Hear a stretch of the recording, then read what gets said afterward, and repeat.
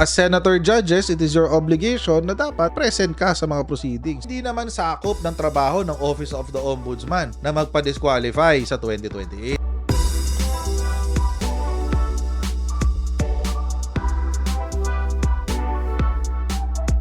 I-identify na natin lahat ng Manchurian candidates. Tigil-tigilan na natin yung kalokohan natin.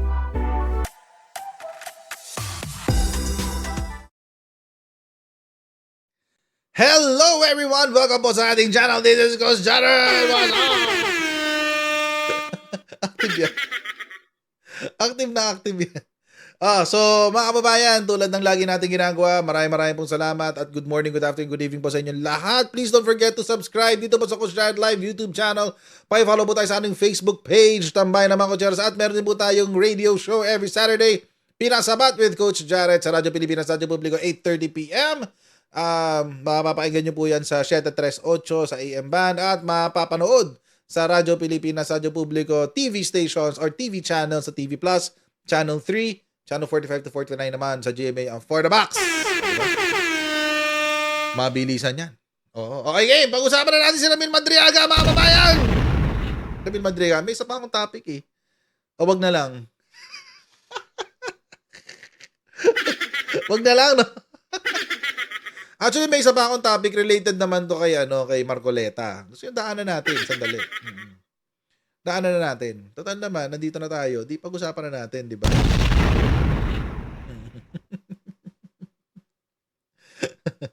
Huwag kayong magkalala. Mapag-uusapan natin si Ramil Madriaga maya-mayang konti. Lalo na yung mga bagong mga kababayan, may mga bagong pasabog tungkol kay Ramil Madriaga. May bagong mga labas na picture. May bagong labas na picture, guys. My goodness. Pero pag-usapan muna natin si Marcoleta. Kasi, I think this is in the interest of the public. Para sa, palagay ko lang naman, mga kababayan. I think this is in the interest of the public na malaman natin na sumagot na ang COMELEC. Sumagot na ang COMELEC sa sinabi ni Senator Ping Lacson. Balikan natin ang kwento, mga kababayan. Kahapon kasi, si Senator Ping Lacson ay may sinabi. Ano yung sinabi ni Senator Ping Lacson? Tingnan natin dito.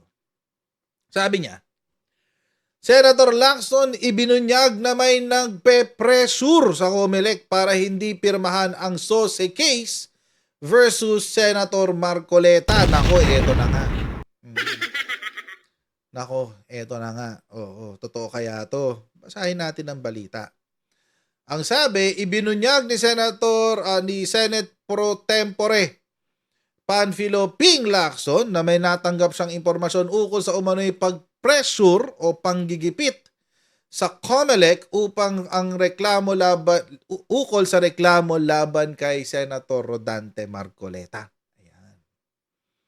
Sa isang panayam, sinabi ni Lacson na may grupong nanggigipit o namimilit sa poll body na huwag pirmahan ng resolusyon. Bakit naman? Ito ba yung mga friends? Baka ito yung mga kaibigan ni Rodante Marcoleta na binuo ng komisyon ukol sa reklamo kay Marcoleta na hindi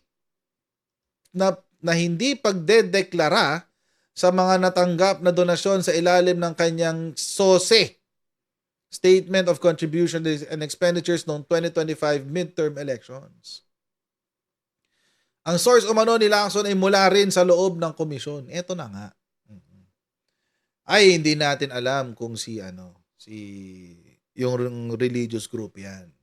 Hindi natin alam. Basta ang sinabi lang dito, meron daw nanggigipit. Sinabi pa ng senador na ilang commissioner ang na-pressure dito. may mga tumupi sa pressure. Bagamat hindi sinabi ng mambabatas kung anong grupo ang nasa likod nito, tiniyak niyang hindi nagmula sa national government ang pressure. Gayunpaman, nilinaw ng batikang abogado na kailangan pang beripikahin ang naturang impormasyon. Abogado? Si Lacson? Hindi naman abogado si Lacson. Pero mali. Bombo Radyo, i-correct nyo to kasi hindi abogado si Lacson. Hindi siya abogado. Batikang abogado. So, i-correct nyo na lang to ha. Bombo Radyo Philippines. Sabi ni Chopaying, bakit naman nagpa-pressure ang Comelec? Kung meron pala nagpe-pressure, bakit hindi ibunyag ng Comelec yung kung sino-sino na yan? Well, that's the expected reaction. Pero, tingnan natin, di pa naman tayo sure. Oo. Pero mga kababayan, siguro para ipagtanggol ang sarili nila, nagsalita ang Comelec, nagsalita ang kanilang spokesperson kanina sa isang interview.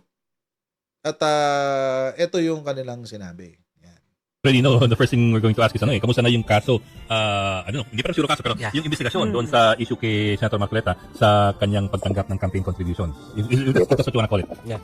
Yes, sir, Edo po. Naibalita nga po ni Chairman Garcia na per the report ng Political Finance and Affairs Department, ready na po sana sila na mag-submit ng kanilang recommendation. But nung March 5 po kasi, nag-endorse po ang Office of the Ombudsman nung complaint po na nila Professor Araw at ng ating Contra Daya Group na practically the same po, no? The same allegations yung pong discrepancy sa SALN and the SOSE. Kaya po ang naging action po dito ng Commission on Elections ay in-endorse rin po ito sa COMELEC Law Department. Dahil kung matatandaan po natin yung administrative side ng investigation ng SOSE ay dito po talaga sa ating Political Finance and Affairs Department. But this time po, merong criminal aspect kasi na ina-allege yung grupo nila na Professor Araw, kaya po napunta dito sa Law Department. And at the same time po, medyo pag tinignan po kasi natin yung legality nito, maari po, sabi ni Chairman Garcia, na magkaroon ng prejudicial question both on either side po, yung resolution ng Law Department eventually and the resolution of the Political Finance and Affairs Department. Kaya po ang tagubilin po ni Chairman Garcia sa parehong department ay aralin pareho itong panibagong complaint na to at mukhang magkakaroon po lumalabas parang eventually para magiging joint resolution po ito.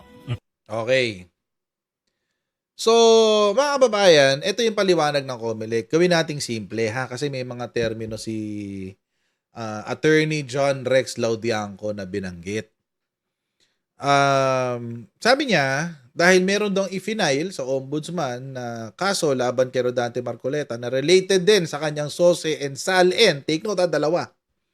Yung SOSE and SALN, bakit kasama yung SALN? Ganito ho yan. The logic is this.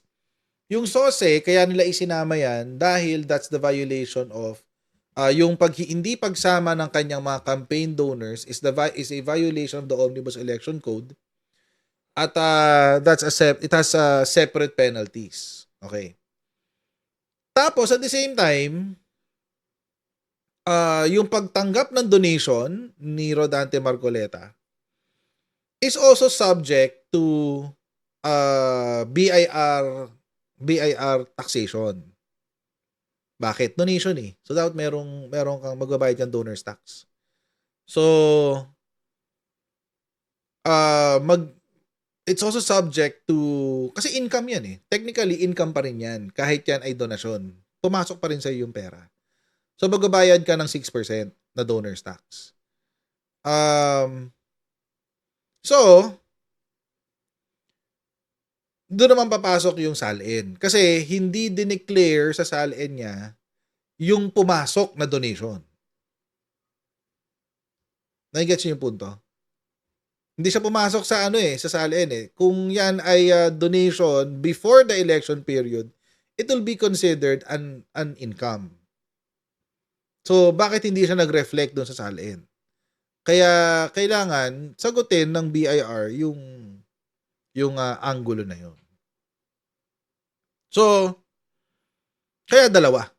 Tapos sabi ni Attorney John Rex Laudianco, baka daw maging prejudicial question. Ibig sabihin, a prejudicial question is an issue that needs to be settled first before proceeding with another case. So, ibig sabihin, kailangan mo nang masagot yung issue ng sa SOSE or vice versa, yung sa SALN, bago makaproceed ang COMELEC sa kanilang sariling desisyon. Pero ang sinabi naman ni Attorney John Rex Laudianco, mukhang magiging joint resolution ng lalabas. Kasi dalawang magkaibang department ang gumagawa, ang nagtatrabaho. Yung sa anggulo na galing sa yung motu proprio investigation sa SOSE, yung administrative department ang gumagawa. Tapos yung galing naman daw sa ombudsman, yung law department nila ang tumatrabaho. So, yun. So baka daw maging joint resolution ang mangyayari. Sir, just to be clear, yung nasasabi niyong criminal complaint, the criminal aspect, this is perjury, no? As alleged by the group Pantodaya. Yes, sir. And meron din pong sinasabi po, Sir Ed, na parte na they're alleging na merong election offense dahil nga po dun sa paglabag sa SOSE law. At ito po yung isa sa pinaaral po sa COMELEC Law Department. So that's one aspect, the criminal aspect. Yung sasabi niyo sa political finance department, what aspect is that po? Opo, ito naman po yung administrative side. Kasi kung titignan niyo po, pag ang kaso po ay naging kriminal, dapat meron po talagang isasagawa na preliminary investigation. At yung po ang nagsasagawa po nun para sa COMELEC ay yung Law Department. And eventually po, Sir Ed, kung sakali man po na may recommendation din na gano'n ang Political Finance and Affairs Department, eventually talagang mapupunta po sa Law Department for the conduct of the preliminary investigation po. Pero sir, if you don't mind, of course I'm not a lawyer. None of us are lawyers. Layman's question lang. Wouldn't criminal case take precedence over an administrative complaint, especially if it has to do with perjury and violations of the Omnibus Election Code? Not necessarily din naman po, no? But yes po, ito nga pa, in a way, yes, Sir Ed, ano? Dahil nga po kung titignan nyo, merong criminal aspect yung pong naisampa ngayon na pinadala ng Office of the Ombudsman. Kaya nga po, hindi mailabas ng ating Political Finance and Affairs Department kasi itong bagong allegation ay kailangang matackle na rin on the same side. Again, sabi ko nga po dito, hindi pa namin nababasa recommendation ng PFAD, but kung meron ng criminal aspect din po ito, particularly a neglection offense, talagang dadalhin sa COMELEC Law Department for the conduct of the preliminary investigation. Siguro po, pandadagdag lang din para makita natin, ma-distinguish natin ito. Yung pong sa PFAD na isinagawa po nila, this is a fact-finding investigation. Wala pong kaso talaga doon. But this time po, meron talagang nagsampa ng kaso na in-endorse sa ombudsman at ito po ay in-endorse mismo sa COMELEC sa criminal case po. Sir,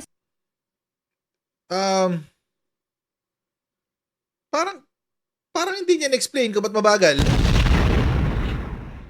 Parang hindi na-explain kung bakit ang tagal, no. Parang sinabi lang na may kaso. So parang ganoon lumalabas parang nadagdagan yung trabaho nila kaya tumagal. Parang ganoon lumalabas no? That's not an excuse. May kulong ba yung criminal aspect? Yung perjury. Kasi nga, nagsinungaling siya sa kanyang SALE, nagsinungaling siya sa SOSE, so perjury. Yun yung criminal aspect nun. Another is violation ng election code, the Omnibus Election Code, which has its own penalties. Kasi nga, na dapat saan ba to? Sa SOSE, inililista mo kung sino yung nag-donate, kaso hindi niya inilista. With admission to, mga kababayan. At dahil doon, pwede din siyang maparusahan base din sa penalties ng Omnibus Election Code.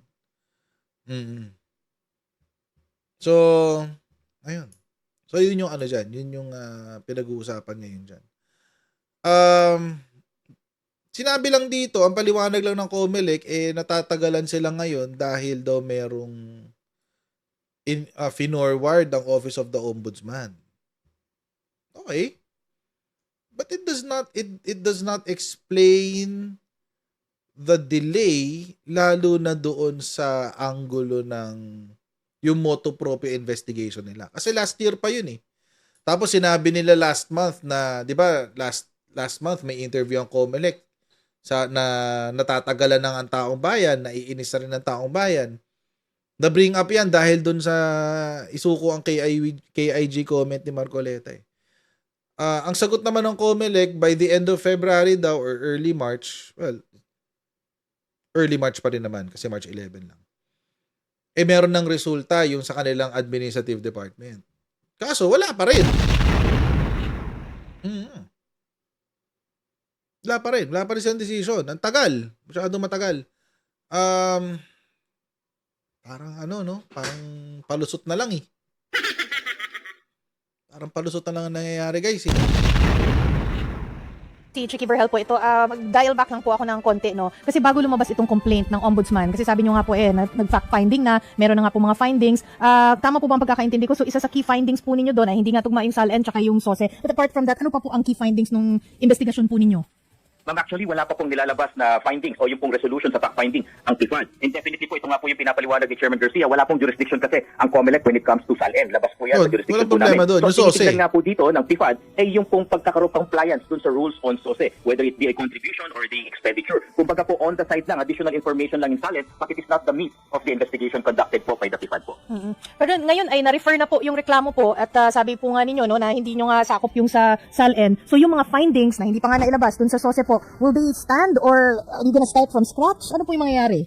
Hindi naman po from scratch, ano? So ang titingnan po natin dito, hiwalay po. Dahil po may sariling ebidensya, yung pong complaint ng grupo po nila Professor Araw, it will be evaluated and ultimately, kung sakali man, it will be subjected to a preliminary investigation based on the allegations and the evidence presented there po. At dun po dito po nga po, dahil ito'y talagang kaso na po, mabibigyan po muli ng pagkakataon si Senator Marcoleta na magsumite ng kanyang answer dito po sa criminal complaint affidavit, and at the same time, papayagan po siya makapag-present ng kanyang evidence dahil this time po talaga direktang allegation ng criminal violation po yung naisumite.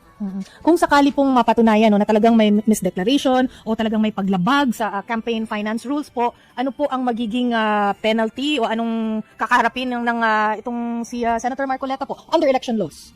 Ma'am Chiki, kung meron man pong finding po ang COMELEC po dito, hindi po kami, dahil criminal case po ito, hindi po kami ang magiging parang korte dito. But the COMELEC will stand as the prosecutor. Ayon po sa mga umiiral na batas, dito po sa Republic Act 7166, pati na rin sa Omnibus Election Code, kapag may finding po ng probable cause, ang COMELEC isasampa po namin ang kaso sa Regional Trial Court. Ang tawag po sa mga kasong ito ay election offense. At ang penalty po ng election offense ay imprisonment of 1 to 6 years, kasama po yung pagtanggal ng karapatang pumoto, pati na rin po yung absolute penalty po ng perpetual disqualification to hold public office. O yun. So yun yung sinasabi niya sa TIFAD. Yung kanilang administrative office. So sila yung nade-determine ngayon kung magka-file sila ng kaso. Which, mga kababayan, sinabi na noong nakaraan, patapos na raw yung kanilang investigation. Tapos ngayon, biglang nagkaroon ng bagong excuse, bagong palusot, na may i-forward daw ang ombudsman sa kanila. I don't think that affects the... Ewan ko lang, pero... Ang weird lang kasi, parang... Ginawa lang prejudicial question yun. Pareho lang naman yung kaso. Pareho lang yung complaint But... Ewan ko lang ako personal ko lang naman to. Personally, nababagalan ako. Oo. Personally, nababagalan ako. So, anong next na palusot kaya ito next month? Ano kaya ang susunod na palusot na ito? Next month. Okay. Sir, if I understand you correctly, sir, fact-finding nga naman yung sa Political Finance Department So, whatever findings the Finance Department has or had, does not necessarily collide or run counter to whatever filings the group Contra Daya had made. Tama ko ba? So, I wonder lang, sir, why does it... Kasi I read the news article quoting Chairman Garcia. It sounded so complicated and so technical when I suppose, sir, I hope you don't mind me saying this, from a layman's point of view, mukhang cut and dried siya as far as, kasi subscribed and sworn to naman yung SOSE. Tapos yung pahayag ginawa was made in a very, very public manner in a online show. The normal viewer and citizen would say, so ano pa yung what's the hold up? Cut and dry nga naman talaga kasi. Opo, tama po Sir Ed. Alam nyo nga po talagang kailangan pong aralin na maigi ito. Gaya nga po na na-explain ni Chairman Garcia, hindi po ito simpleng determination lang ng fact. Meron pong kasama ng interpretation ng legal provision dito, pati na rin po yung legal defense na nilabas po niya. Kung titignan nyo po kasi, nasabi na rin po namin ito, naging public naman po yung dokumento, ang depensa po ni Senator Marcoleta, kahit nakapag-file na siya nung kanyang certificate of candidacy ng October, sometime between that period po, nung nakatanggap siya ng contribution and he is alleging na hindi pa siya kandidato. At medyo, ito po yung parte na talagang naging complicated, gaya nga po ng nasabi nyo. Ayon din po kasi sa umiiral na batas, Section 15 ng RA 9369, na nasigundahan po ng desisyon ng Supreme Court sa Peñera. At ito po mismo yung ginagamit na depensa ni Senator Marcoleta. Yes, sir. Hindi pa kandidato. Dahil tuturing lang siyang kandidato sa first day po ng pangangampanya. Yes, Kaya sir. po kasama po ito dun sa i-resolbahin po ng ating COMELEC Law Department. Dahil ito po yung meat mismo po ng criminal allegation. Pati na rin po siguro malaking maitutulong din po yung fact-finding investigation po ng TIFAD, Sir Ed. Yeah. Okay. Ako naman, Attorney Rex, ang nais ko lang idagdag sa usapin yung katanungan kung I'm sure naman they are aware, pero para lang masagot na rin Attorney Rex. Aware kayo na while this is, hindi naman dragging, kundi habang tumatagal yung pagtalakay dun sa SOSE case ni Senator Marcoleta, nagkakaroon namang insinuation from other parties na parang tinatanong, ba't ang tagal? That's basic ano. Tapos yung ikalawa, mas fresh pa kanina, meron ng isang politiko nagsabi na merong isang grupo na nampe-pressure daw sa COMELEC para Ayan na, talagang, yung kay padalan Senator Lacson. or influensahan ito. Upuan yung kaso. Sir, that's Senator Ping Lacson, interview namin kanina sa Storycon.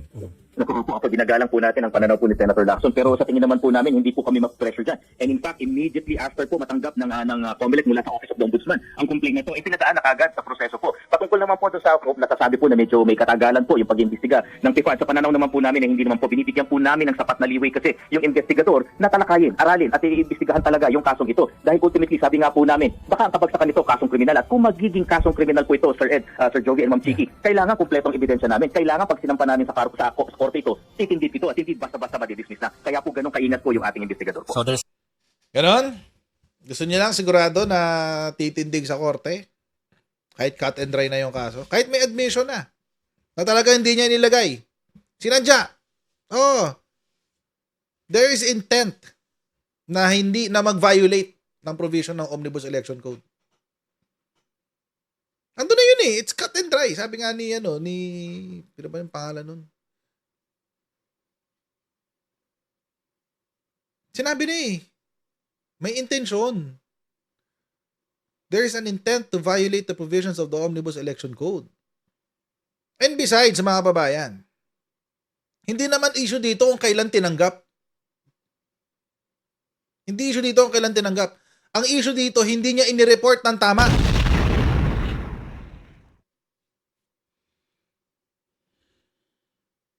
Ulitin ko mga kababayan ha.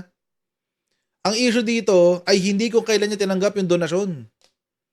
Kasi hodang tinanggap niya yan nung siya ay kandidato or hindi siya kandidato, it does not matter. Because at the end of the day, he should still have reported the donation.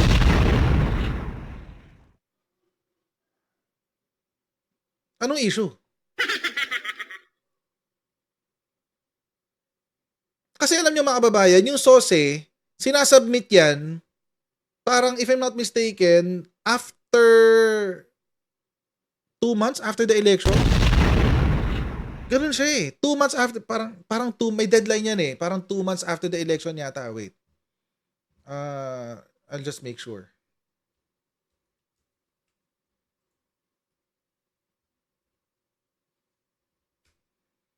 For this year, ang deadline niya ay June 11, 2025. For this year, para sa 2025 elections.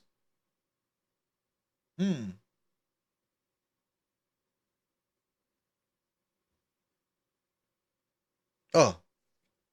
June 11, 2025.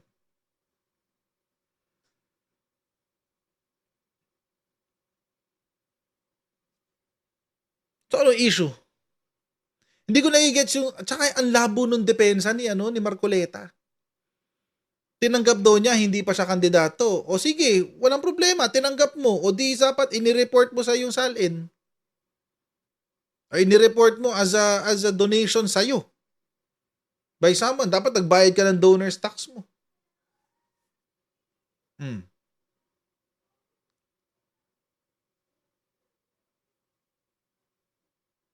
But at the end of the day, pero malinaw kasi yung sinabi niya eh. Tinanggap niya yan parang donasyon sa kampanya.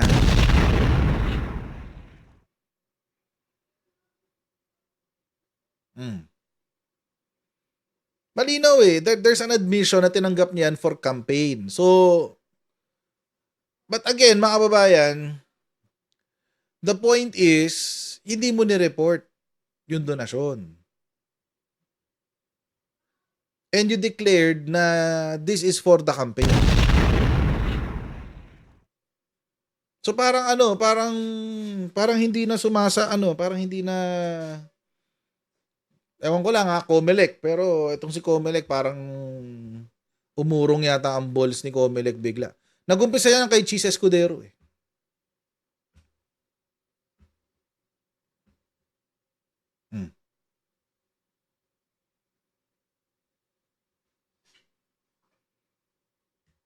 Diba? Ginawa na nila ang kay Jesus Escudero. Ngayon, mukhang inuulit nila kay Rodante Marcoleta. Ano ba talaga kapangyarihan nyo, Comelec, maliban sa mag-implement ng election?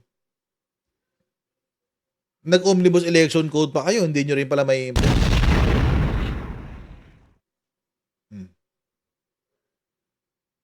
Di ba? Ano pa yung punto ng penalties nyo sa omnibus election code kung hindi nyo rin pala may implement? Kung meron pala kayong sinusunod na loophole na kailangan official candidate ka. Alam niyo mga kababayan, yung yung loophole na yan, ginawa rin ng Congress yan, yung loophole na yan, na hindi ka pwedeng na hindi ka considered na official candidate kapag ikaw hanggat wala pang day 1 ng campaign period, which is actually mga kababayan, it's BS actually. Kasi doon nagkakaroon ng loopholes eh. Buti sana mga kababayan kung yung filing ng COC is 1 week before the campaign period. Walang problema. Kaso hindi eh, inaabot kang 2 buwan. Filing ng COC usually September, October. So meron ka pang November, December, January. February usually ang start ng campaign period eh. May 3 months ka pa.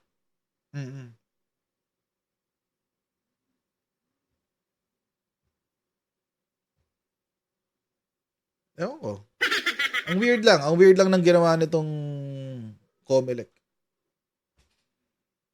No, walang katotohanan na may powerful group or block na nag-iimpluwensya sa takbo nitong SOSE case ni Senator Marcoleta. Attorney Lex. Sorry makulit ako pero para lang talagang Opo, bagamat po ginagalang po namin, siguro po yung pananaw po na ni Senator Lacson, wala naman po nakaka-pressure sa COMELEC. Yung po ang kagandahan po sa aming institusyon, hindi po kami under ng executive, hindi po kami under ng legislative, independent constitutional commission po kami at masasagawa po namin ang aming trabaho nang wala pong apektong pressure na ganito.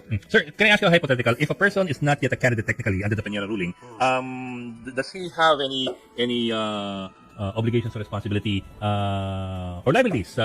Would he have any liabilities as far as the COMELEC is concerned with regard to election violations kung di ba siya kandidato?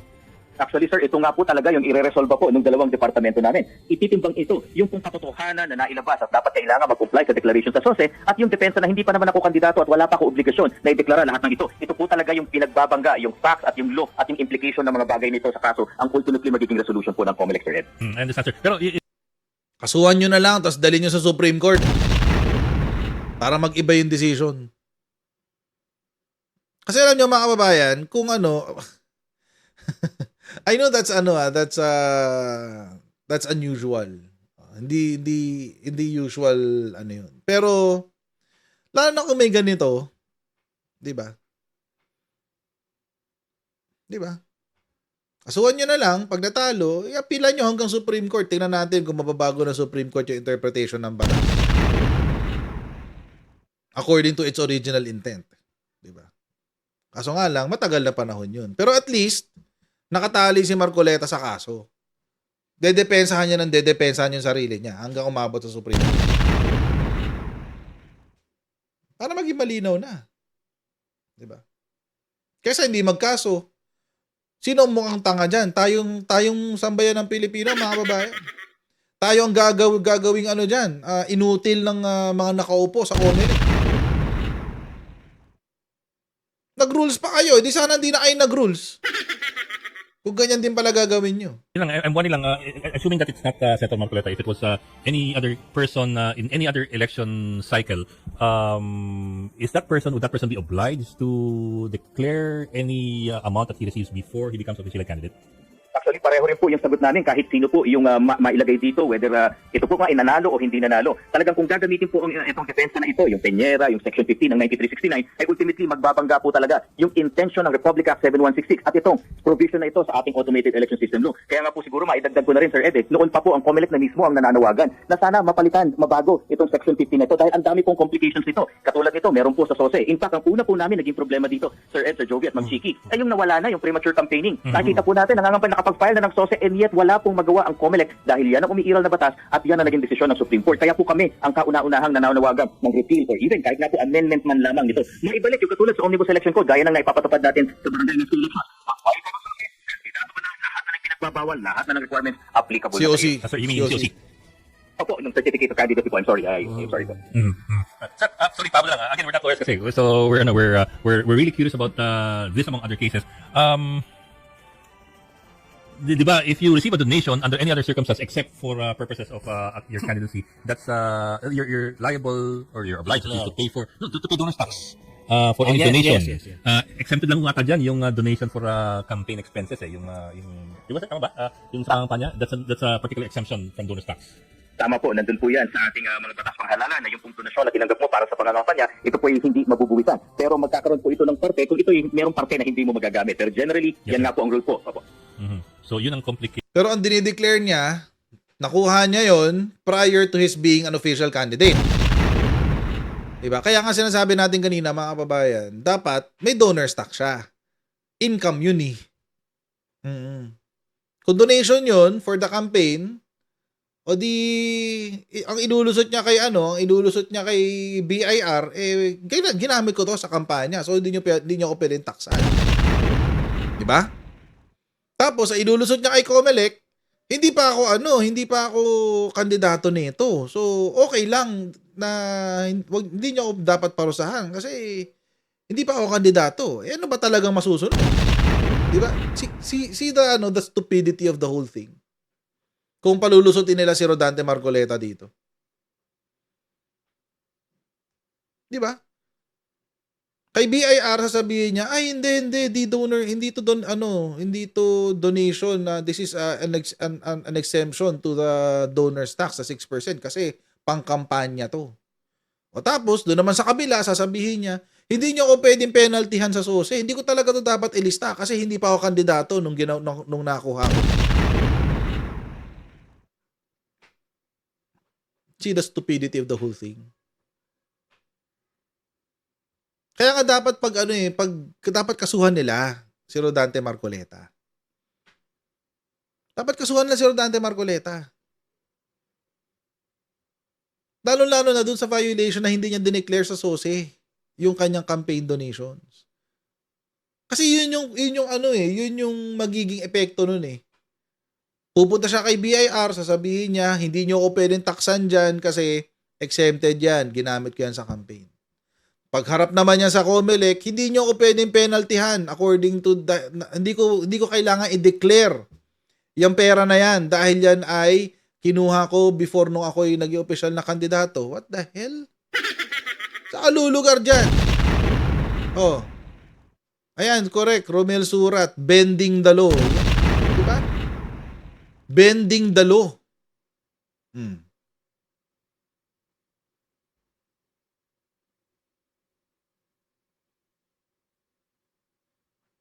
So, hindi talaga dapat palusutin si Marcoleta dito, guys.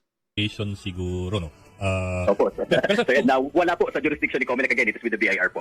So, sir, kung sakali, again, it's a hypothetical. Kung sakali nga na hindi pala saklaw ng Comelec yung panahon bago siya maging officially candidate, which means day 1 of the campaign period, does that mean that yung Comelec parang hands off na doon sa issue yun?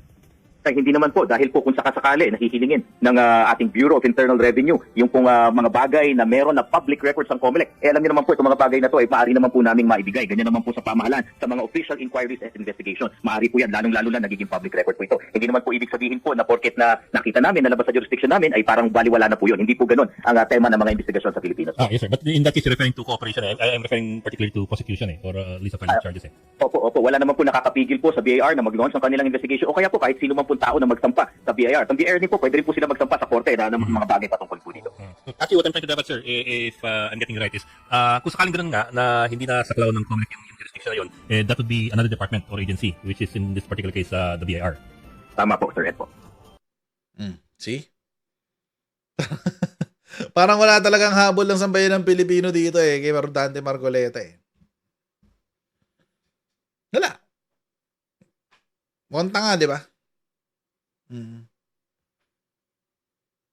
Kaya nga mga kababayan, kailangan talaga na maparusahan si Rodante Marcoleta dito.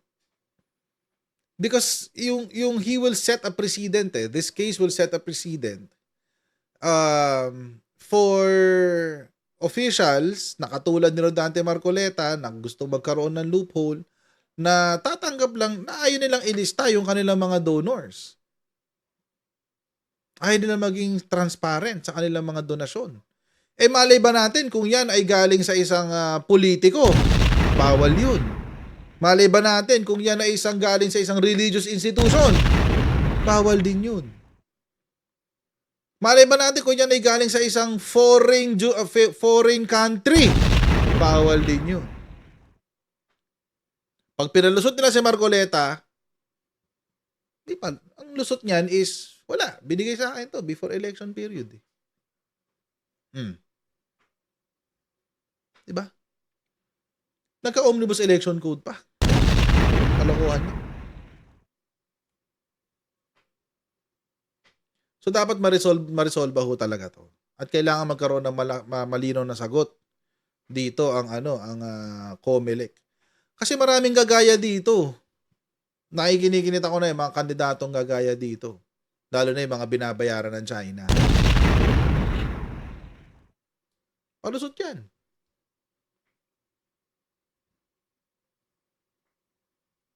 So, tingnan natin. Una, ang tagal na niyan.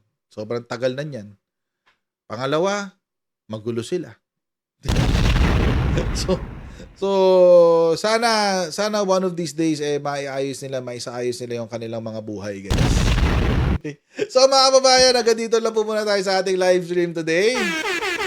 Maraming pong salamat sa inyo patuloy na pagsuporta sa ating channel. Please don't forget to like, share, and subscribe, and I'll see you in our next live stream, mga kababayan. God bless you and see you again next time. Bye everyone.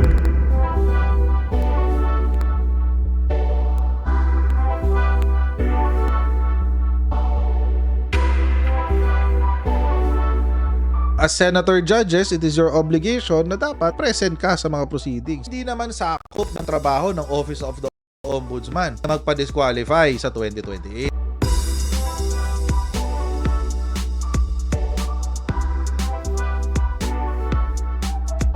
I-identify na natin lahat ng Manchurian candidates. Tigil-tigilan na natin yung kalokohan natin.